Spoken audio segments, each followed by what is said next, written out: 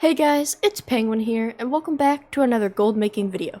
Today we're going to be discussing a new spreadsheet video, and it's going to be about Darkmoon Decks and how to calculate profit.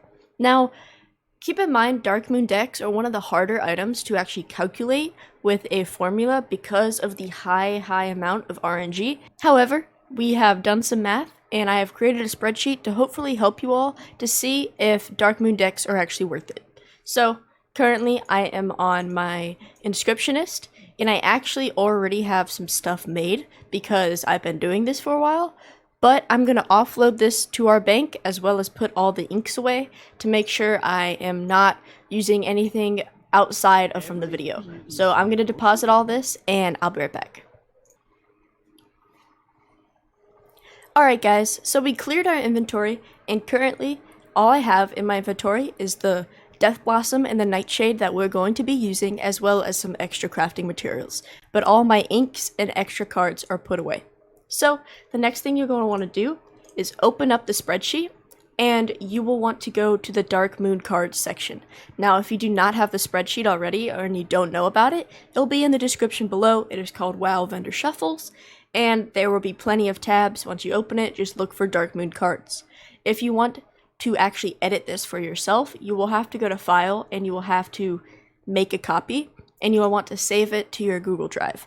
If you do not have that option, just remember you need to be signed into your Google account, so double check that before actually making a copy. So, a rundown of the spreadsheet is that the only thing you will have to input is your Nightshade price, as well as your Death Blossom price, and the amount that you are buying. Now, it is that simple. Basically, it just uses the amount and the price to calculate how many inks you're going to get, which estimates the amount of cards that you're going to get, which then takes the price and calculates the cost per card and average card per deck, etc. So, as you can see, if we mill 1,000 Nightshade, we are going to get an estimate of 210 Luminous, 300 Tranquil, and 240 Umbral. Now, if we mill 10,000 Death Blossom, we're going to get about 1,500 Luminous, 40 Tranquil, and about 1,500 Umbral. Now, of course, these are just estimates. This is based on percentage and large milling data, but it might be a little bit different, so don't worry. And so our total will be about 1,700 Luminous, 340 Tranquil, and about 1,700 Umbral. And so to craft a card, you need 1 Tranquil, 7 Luminous, as well as 7 Umbral. So you always want to make sure you have a lot more Luminous and Umbral than Tranquil. And so taking these numbers, you'll be able to craft about 244 cards. Now, that is a very large amount of cards, but you have to remember that due to the 4 different Darkmoon decks, there are a possibility of 32 different cards that you can get, plus 4 of the blank cards. So technically there's 36 different cards that you can actually get whenever you start crafting these. Now, basically what we're taking is without blanks, so without calculating the fact that you are going to get blank cards, which turn into the number cards, we are taking the total cost of basically what you're spending and taking the amount of cards you're going to get. And basically, with all this data, your card cost without blanks is going to be about 530 gold per, which is pretty good, and I like that number to be around 500, so that's actually a perfect number. I would go upwards to 700s depending, but currently that's not too much what we're worried about. And with the possibility of getting blanks, which is about a 15% rate, then it will lower the cost by about 15%, and it will be causing your cost per card to be 450, which is very good. This number right here is not as important because you will get blanks, it's inevitable, and you should craft them. So your honest cost per card will be about 450 gold. Since Darkmoon decks are highly based on RNG, we can only use so much math and formulas to actually calculate the probabilities to our best efforts. And because of that, we have to use a actual simulation type math problem in order to create this, which is the Monte Carlo simulation, which I have used to actually calculate this. I found this actually on Lazy Goldmaker's website. He kind of broke it down on how to use the simulation, so I used that to the best of our knowledge. And basically, the average card per deck is estimated by the number of cards you are crafting.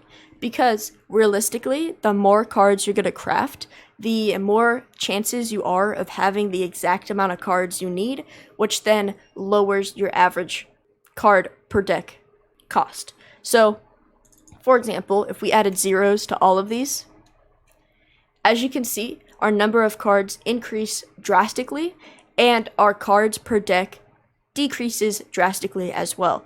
That is because instead of making 244 cards, we are now making 2,440 cards. And so because of that, there's a lot more chance of getting the exact cards you need, which causes the average card per deck to be cheaper. Now, not everybody is going to go into this spending 1.3 million gold on this, but this just shows you that throughout time, the more money you spend and the more you craft, the cheaper that the decks are actually going to cost. Because think about it, you guys saw my inventory before, how there was a ton of cards in there.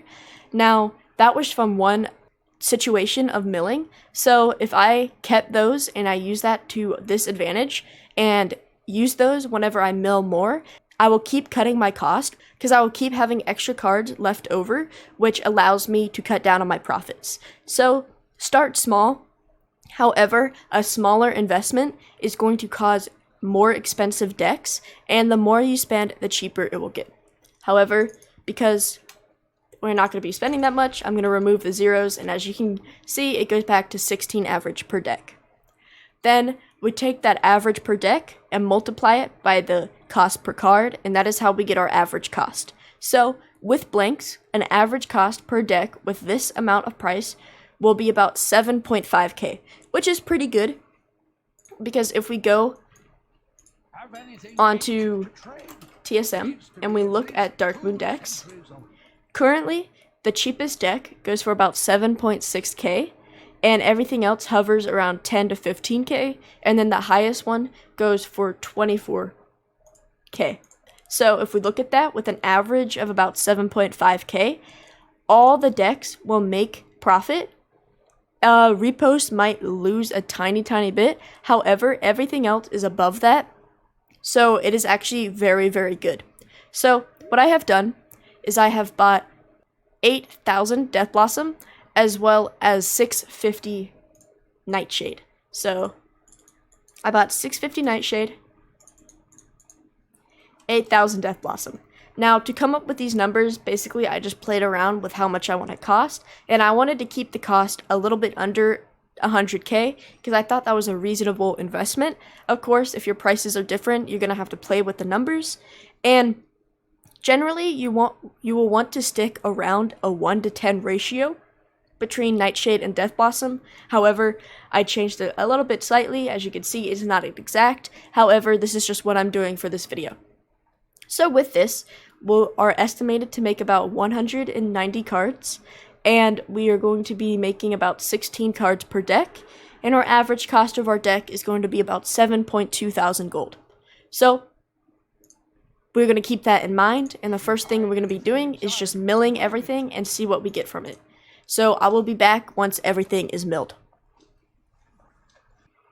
Alright, so after milling everything, I already actually made it into inks because that's the very long process. Milling took about 10 minutes, but actually crafting everything into inks took about 40 to 50 minutes. So it is definitely a big process, however, it is worth it. So, as you can see, with Tranquil ink, we get about 235. For Umbral ink, we got 1348. As you can see, we have a few in my bank, but I'm not calculating that right now.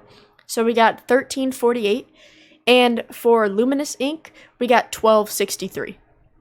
So we got about 1200 Luminous, 1300 Umbral, and about we got 235 Tranquil.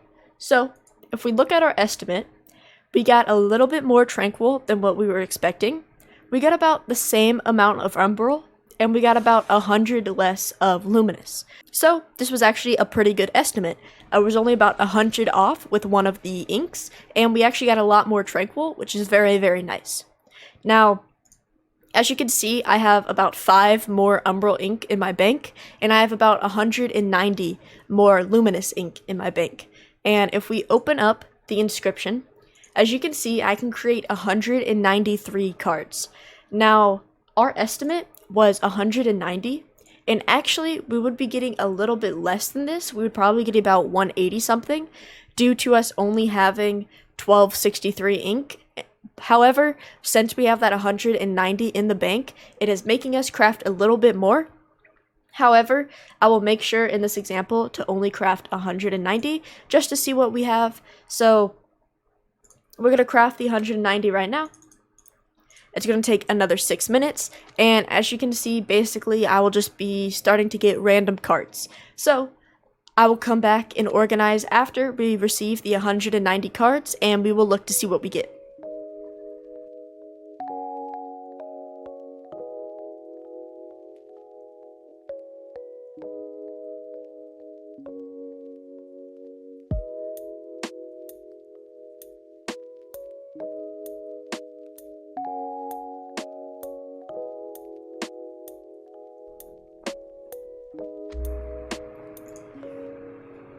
Alright, so after creating 190 cards, I actually organized this by deck, and as you can see, we can actually craft all of our decks, and we can craft them all about 2 times each or more. Now, as you can see, we got 15, 9, 11, and 9 blank cards, so we're going to go ahead and craft these as well. Now, the good thing about blank cards is that they only require tranquil ink, which cuts down the price tremendously, which is that 15% price drop, as well as it helps you get even more cards for your decks. Now, if we take a look, as you can see, this is really, really, really high RNG. As you can see, we have 12 and 14 7s, while we only have 2 5s over here, or we have 2 8s over here. Now, that is strictly just because it's RNG, and there's nothing we can do about it. However, the fact that we are all able to craft multiple decks, and it looks like we can craft at least 2 of every one, and probably 3 or 4 of most of them, that means we've had some pretty good RNG, and this blank card just helps it even more. Alright, so we have all of our blank cards crafted into normal cards, and now we can actually look at what we have. Now, how I figure out basically how many decks I can make is I just find the lowest number for each deck. So if we look at repos, the lowest one is 4, we have 5, so we can make 5 of these decks. For Veracity, it's going to be only 2 because we only have 2 8s. For this one, it's going to be 4 due to the 5 and the ace. And for the last one, it's going to be 5 actually, due to the 3 and the 6. So we have actually crafted a ton of decks with this, and so we're going to craft decks now. All you have to do is right click and it will craft a deck.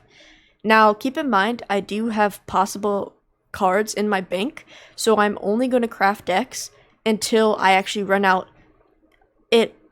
So I'm only going to craft decks whenever it runs out in my inventory instead of keep clicking, because it's going to take the ones out of my bank. So there we go. We have 5 of the first one. There we go. And we could craft 5 of the 4th one. So as you can see, we have crafted a huge amount of decks with only about 100k investment. But first, we now have to see our profit margins. Now, of course, as you can see, we have so many extra cards. So whenever we do this process again, we're going to get a lot more decks. For example, for the first 2 decks, we're only missing 1 card of each, and we have multiple of the other cards. So if we're lucky enough to get maybe the 4 for the repost deck, and maybe we get 2 of them, 3 of them, we automatically can make that amount of decks because we have so many extra cards. So this is the exact reason why everything gets cheaper the more you do it, because you have so many extras. I mean, if you think about it, we crafted 190 cards, and we only got about 14 decks from it. So all of those other cards are just sitting and waiting to be used. So the more you do this, the faster and the more money you're going to make because you are going to get more decks and they're going to be all cheaper cost. So I'm going to send this over to my main tune and I will come back to see what our final profit is.